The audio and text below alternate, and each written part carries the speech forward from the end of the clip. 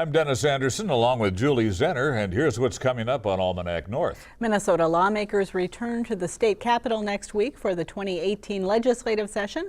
We'll talk with local lawmakers about their priorities this spring. Research being done by a UWS biology professor and her students could provide insight in the fight against a type of pediatric muscle cancer. And we'll have the week's top business stories and remember local magician and Dylan expert John Bushy. So stay right where you are. Almanac North is next.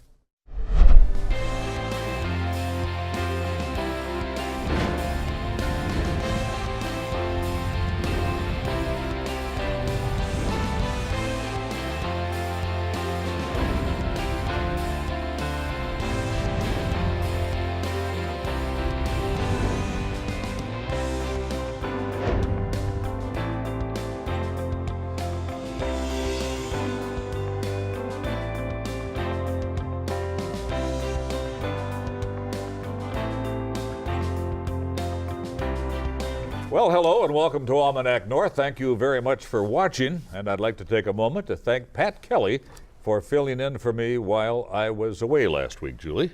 I didn't even notice you were missing. Yes, I was gone. Didn't even notice. It was good to have Pat here and excellent to have you back. All right, thank you. Minnesota lawmakers go back to work next week. All right. Thank you, Denny. The 2018 legislative session begins next Tuesday, and lawmakers have about 3 months to take care of state business this spring. It's not a budget year for the state, but a bonding bill is normally a priority during the so-called short session, and the federal tax bill passed last year could also have ramifications on the state tax code that lawmakers will need to talk about. Here with her thoughts on the upcoming session is Representative Sandy Layman, a Republican from Cohasset, and Senator Erik Simonson is a Democrat from Duluth. And thanks to both of you for being here. Thank you, Julie. Representative Layman, you've been out and about talking with constituents. What are you hearing are some of the big issues that folks are thinking about and talking about and want you to address this year? Sure. Well, actually, just before I drove over here, I had a listening session at our local YMCA Active Living Center and had a few folks just come in and have coffee and talk to me about what's important to them. And sort of if I could put it under a general umbrella, folks are concerned about controlling costs of government and talking about taxes and so on. So they talk about local taxes and state taxes. But they're also concerned about some problems they've been having with state government, like the MNLARS issue with the car license and registration. Right. They just can't understand. Yeah, it's been a big issue. How something could go so wrong. So that's just fresh on my mind as I come from that listening session. And there's obviously some things that we can do, and we have been doing for that particular issue. We have spent, the Dayton administration at first sort of poo-pooed the idea that there was a problem and said, let's just all wait. But then we've spent $100 million trying to get that licensing system working. And now we're hearing it's going to take another $43 million, which is just unreasonable. And so I think one of the things that the legislature has been doing and will continue to do is look at that issue and kind of pull that whole issue apart and see what we can do. And speaking of spending money, Senator, the governor wants a bonding bill of about $1.5 billion, $1.5 billion. Is that wishful thinking or is it reality? It's not reality, but what is real is the fact that there is that sort of a need out there in terms of projects that we've kind of left behind.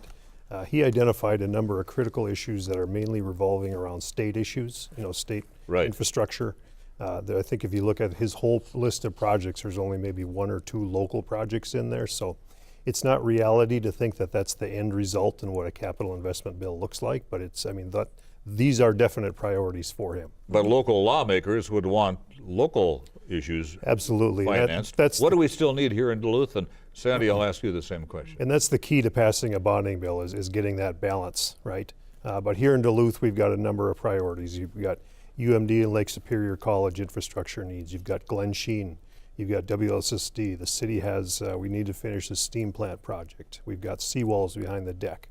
There's a number of projects.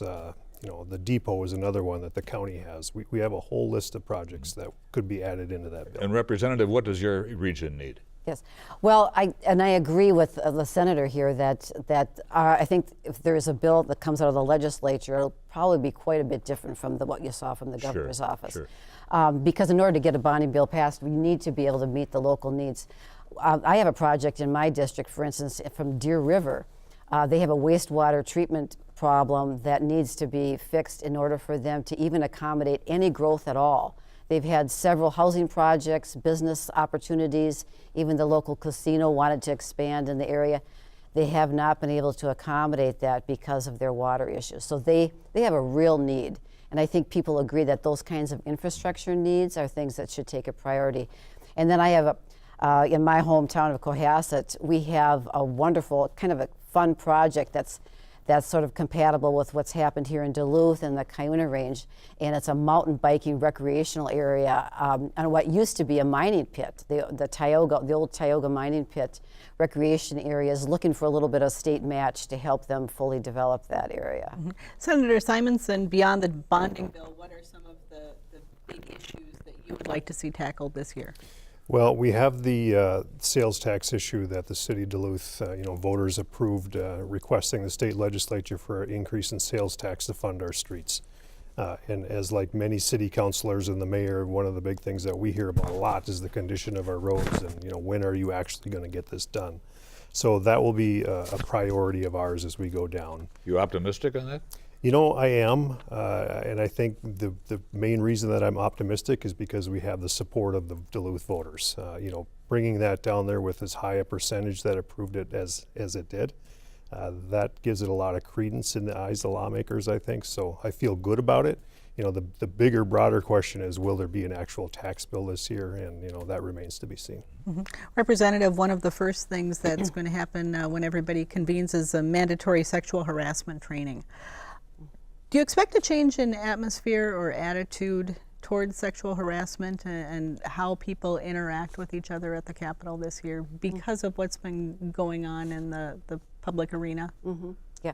Well, first of all, let me just say that my personal experience, fortunately, has been that I've had a really positive experience, mm-hmm. and I have not experienced harassment, so I can't speak from personal experience. But obviously there is an issue because there's two people have resigned, one from the Senate, one from the House. And so it has to be taken seriously, and we have to look at how we've been handling it in the past and can we make improvements. The second day of session, we will spend almost the entire day in bias training and harassment training. And this is for the House.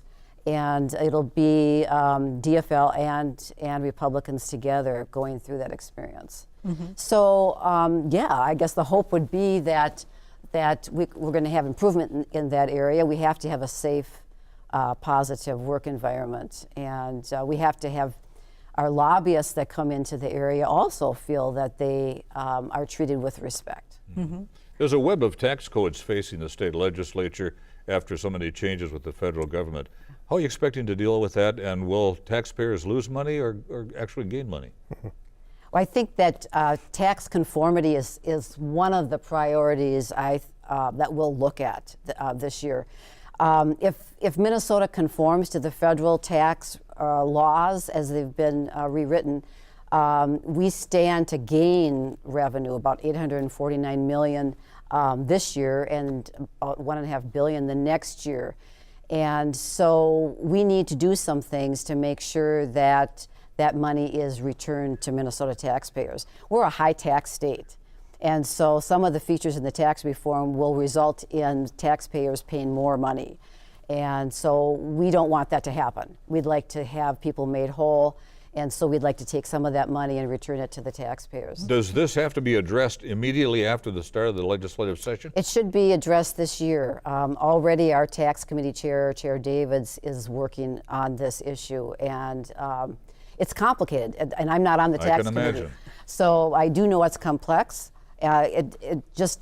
Normally conforming to tax law is complex. But this year it's with a major tax reform. We're looking at it and working on it already. Mm-hmm. Senator, you want to weigh in on that? I think conformity is one of those things that Republicans and Democrats often agree on. Many components of federal tax conformity we agree on very easily. But this situation is very unique, and the reality is that the legislature is going to have to agree with the governor on something. So it's going to be some sort of balanced approach, but I think it's key that we get it done this session so that Minnesotans can prepare for the next tax season.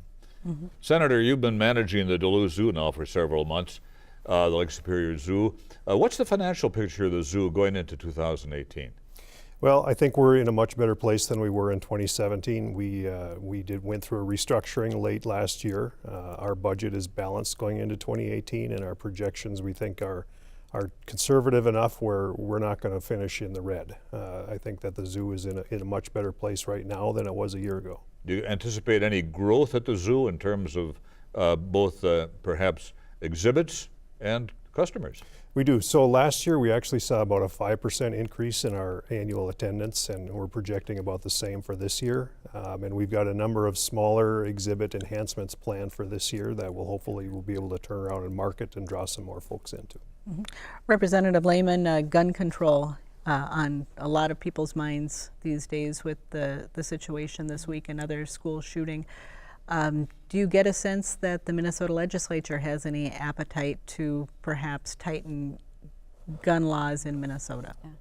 I don't know that if the legislature has an appetite for gun control, but I do know that the events of this week are horrific and heart-wrenching, and a topic of discussion everywhere. Obviously, what we're doing right now isn't working. It's not working. There's school shooting after school shooting. And so I think that we need to look at everything. Everything has to be on the table. I had my local mayor call me this morning and say, this is not happening in our school. This will not happen in our school. So I think one of the things we need to look at is how are we securing our schools? You know, it's unfortunate that we need to. You know, when you and I went to grade school and high school, we were free to come and go. All the doors were open. And unfortunately, times have changed. And we can't have schools that are not locked and not secure. So we need to look at arming our policemen who are working in the schools. We need to make sure that our schools are locked down when the children are in class. It's an absolute necessity that we as legislators make sure that our school children are safe. Do either one of you see the day we'll have armed guards in our schools? Well, I mean, if you just look at Duluth schools right now, we have a number of schools that have community liaison officers in them. These are licensed peace officers, right? And that works. That's a good solution. But I think the key is that if you're going to have somebody in a school with a weapon, they have to be a licensed peace officer. Well, on that note, thank you so much, both of you, for coming in this evening, and good luck as you head into the session. Thank you. Got a lot of work. Thank you both. Thank you. Okay.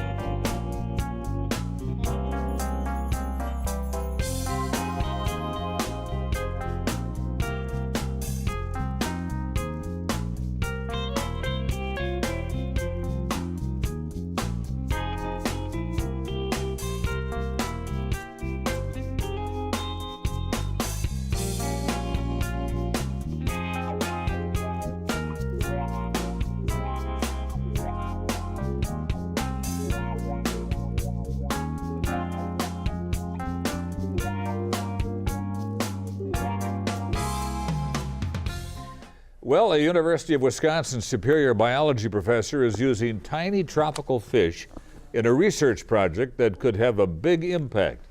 Using zebrafish found in just about any pet store, they are studying the role two genes play in a type of pediatric muscle cancer.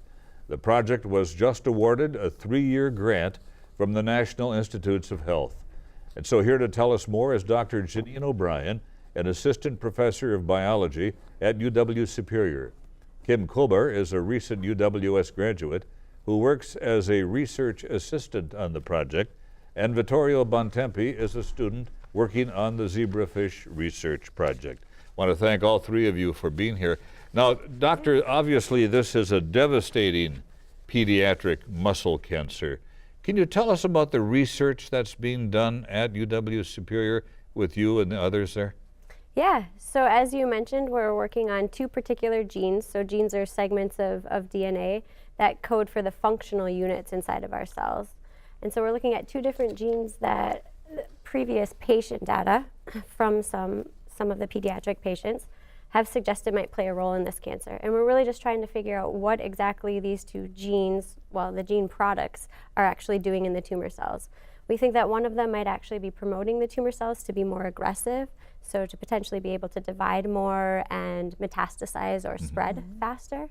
And we think the other one might actually be protective, because we see the levels of the other gene go down in the tumors compared to normal tissue. At what age is it discovered that children have this cancer, and what's the survival rate? I understand it's not real high. Yeah, so there's an age range anywhere from under 1 year of age up and through the teens. There actually are some adults who have rhabdomyosarcoma as well. It's just more common in a pediatric subset.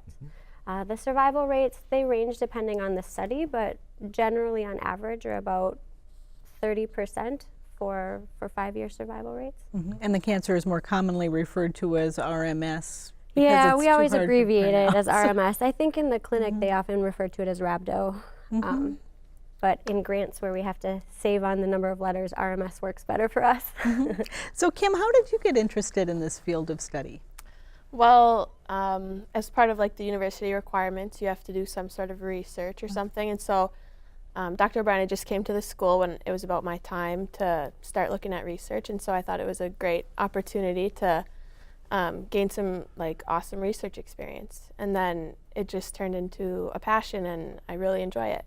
Vittorio, what do you hope to learn through this research that'll carry you into a later life? And do you also want to continue on in the medical field? I would like to do a PhD in cancer biology, and I hope that this experience will help me to learn more mechanisms about how cancer works and how we can treat it better in the future. Why zebrafish? Well, zebrafish, they have a really high reproductive rate, so they reproduce really fast, and we can inject DNA in their embryos, and their embryos are clear, so it's really easy to see if we inject right. And also the fish are clear as well; they're transparent. So do you see cancerous tumors growing in the fish? Yes, we can see that. Yeah, we can, so the DNA that Vittorio was mentioning that we can inject into the embryos, that's how we perform genetic manipulations. And so you can do similar genetic manipulations in a dish of cells or with mice, but with a dish of cells, it's not a living organism, right? And with mice, it's a lot more complex, because as Vittorio, I think you mentioned, the zebrafish embryos develop outside of the mother, right? So you can do the genetic manipulations directly in the embryo without having to do any surgery. And so then we can genetically manipulate the fish so that their tumors fluoresce green. And then the fact that they're transparent helps us to visualize those tumors, as you were saying. We can see them as they're growing. Much easier. So Kim, has the opportunity to participate in a research project like this and really get some hands-on laboratory experience in genetics, has it made you rethink where you want to go or what you want to do in life? Is this what you were thinking about when you entered school? I definitely wasn't even considering research at all. But now that I've done the research, I think it's been like 2.5 years now. I really am thinking about it. I'm really debating on getting my PhD and continuing with this kind of research. Doctor, is research in RMS on the ground floor, or have we already made some great strides? Oh, every type of cancer, there's been definite progress. And we focus particularly on RMS, but the genes that we study are upregulated or active in at least 15 other cancers. And so what we're hoping is, while we're focused on this particular cancer because we can model it in fish where they have a lot of muscle, we're hoping that what we learn can be applied to other cancers as well. Now you got some significant funding from the National Institutes of Health. Yes. $250,000? Yeah, that's one way to say it. What has that allowed you to do that maybe you weren't anticipating being able to do? Yeah, so that funding came through in September, and so this is my 3rd year on the campus. And in the first 2 years, we were really just trying to get a zebrafish program up and running, all the tanks, so that we had the fish alive and swimming and eating and figuring out the whole routine. But then once we got the research funding, we knew that we could really start asking these more intense questions a lot faster. So we had the injection equipment to be able to inject the DNA, but now we have funding that allows us to do all sorts of experiments to analyze the tumors as well, which would have taken a lot longer to get to. So what's a typical day like in the lab? What are you doing when you get to the lab? So every Monday at 3 p.m. we usually meet and we plan out the schedule for the week. And we are 6 students plus Dr. Boyan working, and so we actually have to fit like everyone's schedule. So we need to see when everyone is available. And so we plan that out, and then we meet during the week and we do what we decide on Mondays. From the perspective of a student, what do you really gain from this hands-on experience in the lab? Okay, so you need to study first of all, and what you learn in the book, it doesn't stay in your head very well. While if you do research, you put in practice what you're studying, and it remains in your head very, very clear, and you actually you learn way more and faster, I think. Doctor, have you seen changes in your students by having them have this access? Yeah, definitely. So when they work with me one-on-one, we get to know each other a lot better. And so I've seen a lot of changes, as you've mentioned, in career ideas and career directions. But we also try to bring these research experiences into the classroom and into the labs as well. So we use the zebrafish even without the research funding. I teach genetics and cell biology, and we've used the fish in both of those labs. So even students who aren't working with us, they get to have these hands-on or eye-opening experiences as well. And that's what's really fun, as Vittorio said, when you see a student, or a student even says like, okay, I get it now, right? You were talking about this, I tried to do a problem based on this, but now I actually see it in action. Why interest in this particular research? Did you have a family member that perhaps had this cancer? No, so my PhD work was in breast cancer, pregnancy-associated breast cancer, and I did have a family member who had breast cancer. My grandmother passed away because of it. So that's what sort of got me interested in the cancer field. But as I mentioned, the genes that we're studying, they are also active in breast cancer and colon cancer and lung cancer, many common cancers. So when I knew I was more interested in a teaching career and I wanted to work on a smaller campus where I'd get to have these one-on-one opportunities, I needed to move from breast cancer, which is studied in rodent models, to something that was easier to do on a smaller campus. So then that's why I moved to the zebrafish organism as a model to study, and we can't study breast cancer in the fish. So we looked at other tumors that have the same gene family active in them, and that's where we realized that in zebrafish we can model the muscle cancer as well. So what's the timeline for this? Do you know, is it going to be completed this year with the two of you working on it, or does this extend beyond? Any of you can answer where you see this going from this point. Probably not. From lab experience, I learned that you need a lot of patience while doing research, and things will take longer than you expect. Sure. I think we'll always have questions. So we might get answers to some of what we're asking, but those just bring new questions. And so there will always be experiences for us to be able to have questions about. Well, this has been a fascinating discussion. All the best as you continue your research. Thank and you. Thank you for being with us tonight. Thank you for having us. Thank you.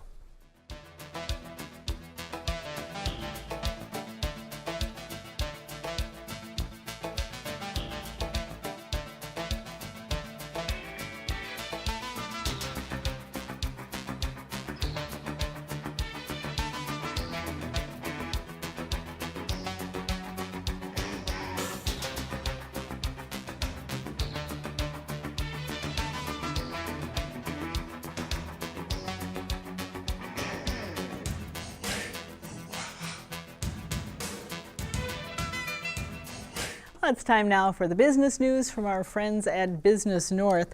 Grand Rapids on Monday moved forward on an economic impact study to update the Itasca Recreation Association Civic Center.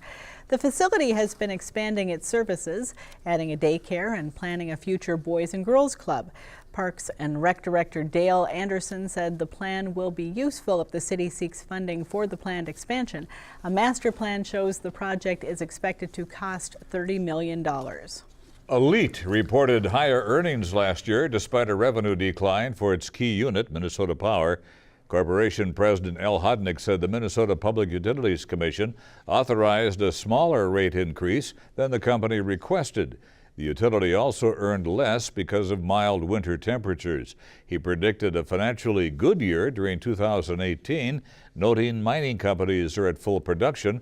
The company also would benefit from the potential development of Polymet's copper-nickel mine and a new iron ore mine in Nashwauk. Mesabi Range College has launched the Accelerated Welding Institute. The 240-hour training is designed to help businesses fill entry-level welding positions. Employers that utilize the institute commit to the program by hiring new employees who then are enrolled free of charge. Training costs are paid by the Northeast Minnesota Office of Job Training and Iron Range Resources and Rehabilitation.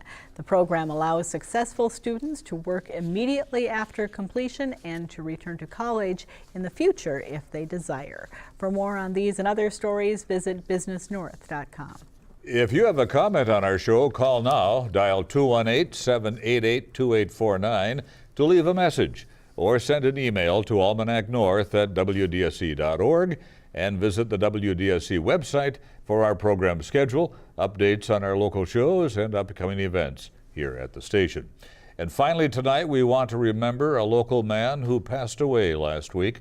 John Bushy was a magician and Bob Dylan expert who spent many years entertaining people in our region.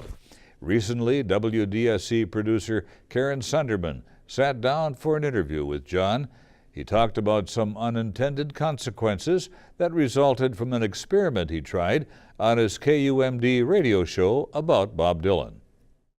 I will never get the chance to interview Bob, so I decided to make up an interview.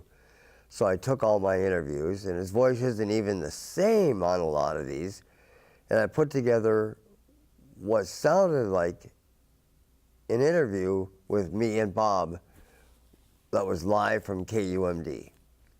I was just having fun. And I'm not there when the time the show airs, it's all pre-recorded.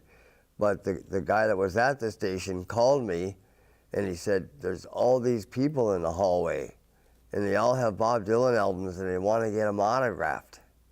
And I never realized it would like trick people into thinking Bob was here, but it did, and I learned my lesson. Can't do that.